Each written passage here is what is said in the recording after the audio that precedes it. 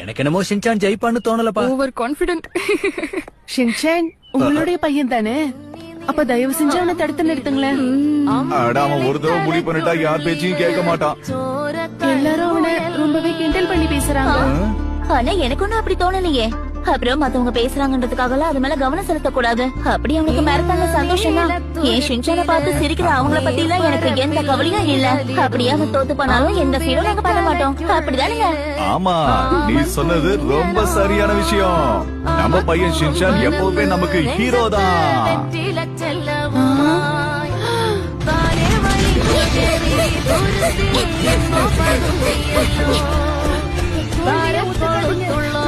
ஜெயிக்க முடியும்.